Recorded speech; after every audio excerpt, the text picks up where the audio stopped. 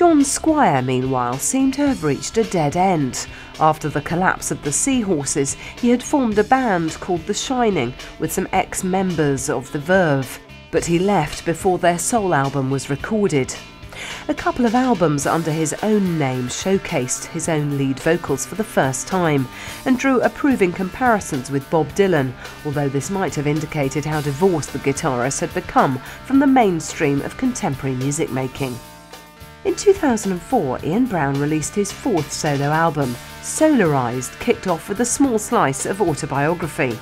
Long Sight M13 commemorated the site of the Free Ian Brown graffito that went up during his spell in Strangeways. There was also a none too subtle jab at former bandmates with the couplet, "Got ex-friends in a frenzy, green with envy." Elsewhere, Brown maintained his ability to cannibalise styles and textures from all over the place. Time Is My Anything was enlivened by mariachi-style horns, a clear reference to the birthplace of his beloved Fabiola. Destiny or Circumstance went back to the sound of the Stone Roses, but way back to the pre-Manny days, when the band was a neo-Gothic quintet. The title track and One Way Ticket to Paradise were packed with Eastern promise.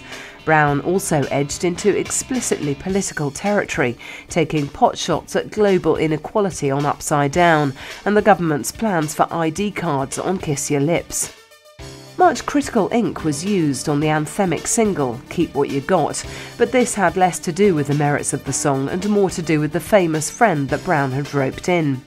Along with the Beatles, the Jam and the Smiths, the Stone Roses were a crucial influence on the sound and attitude of Oasis, and Noel Gallagher's appearance on Brown's album as guitarist and co-writer was, in some ways, a form of payback.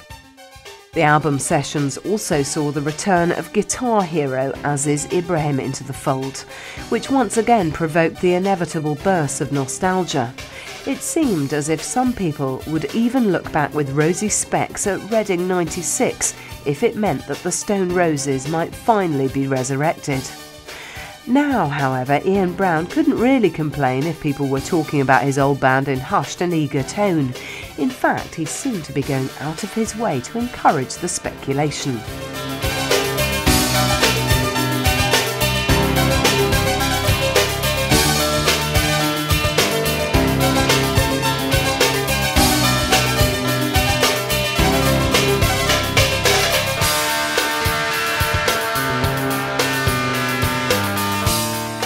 I wanted to stand on my own 2 feet as a music maker, and the love for the Roses took me 4 albums for people to go, oh yeah, he's solo. No, I've definitely established myself as a music maker. I feel like I can embrace the past now. In July 2004, Ian Brown played an open-air gig in the unlikely genteel setting of the 18th century Claremont Landscape Garden in Surrey. He was backed by members of the Stone Roses tribute band Fool's Gold, and the fans were treated to an hour's worth of nostalgic wallowing, including I Wanna Be Adored, I Am the Resurrection, Made of Stone and Fool's Gold itself, in all its full-on, deranged, funked-up majesty. His solo hits such as My Star and FEAR were left until the encore. Brown had played Roses hits before in his solo career, but this was something different. It was an acknowledgement that, however successful his own material was, he was only in the position of being able to record his music because of his former job as the singer for the Roses. The presence of Fool's Gold on stage with him implied a certain level of postmodern irony at work, but he must have known that to play a set where Roses hits outnumbered his solo songs was only going to fuel the reunion rumours. However, rather than pull the band members closer together, Brown seemed intent on maintaining a barrier between himself and his former guitarist. He claimed that fans had heard John Squire's solo versions of Rose's songs and were so disappointed that they implored Brown to do them better. The knives were out. Squire called Brown a paranoid mess and a tuneless knob. Brown responded by suggesting that Squire was jealous of his ex-colleague's success. It seemed that Brown wanted to stake his ownership of the Roses' songs while blocking any possibility of the band getting back together. He even went so far as recording Where Angels Play, an obscure Roses song, as an extra track on his single Time Is My Everything. The others, meanwhile, seemed to be keeping their options open. Manny and Rennie were seen with Squire at a gig in Manchester. Manny joined Brown for an encore of I Wanna Be Adored at a Blackpool gig in March 2005, and also appeared on stage with him at Glastonbury the same year. The plot thickened when it turned out that the Roses had been offered the headlining slot at the festival after Kylie Minogue dropped out following her cancer diagnosis. Brown suddenly changed his tune by asking Squire to get in touch, and Noel Gallagher, something of an expert in the area of dysfunctional interband dynamics, joined in the intrigue by saying that the foursome would be idiots if they didn't make up and regroup.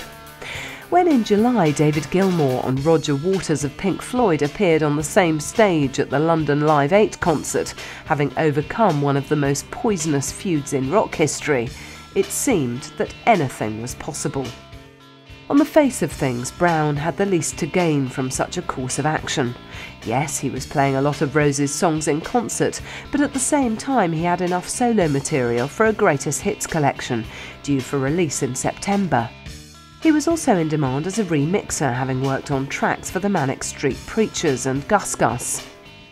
He was working again with Uncle, and he'd released a successful compilation of his favourite punk, hip-hop and reggae tracks in the Under the Influence series. The world had even been exposed to Ian Brown, actor following his blink and you'll miss it appearance in Harry Potter and the Prisoner of Azkaban, reading Stephen Hawking's Brief History of Time in The Leaky Cauldron.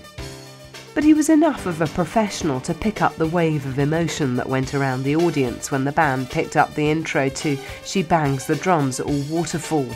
Maybe his whole solo career had been an attempt to recreate those dizzy few months in 1989 and 1990, when four young men seemed to have the world at their feet, even if you couldn't see the feet for acres of baggy denim.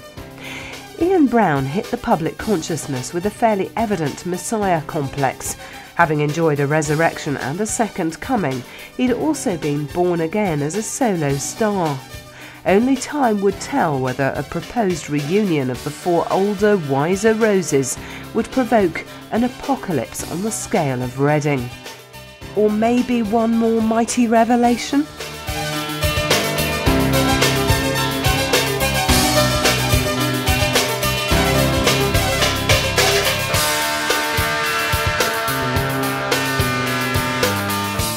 Thank you for buying Maximum Ian Brown and the Stone Roses. We hope you enjoyed it. Watch out for further titles on Chrome Dreams coming up soon.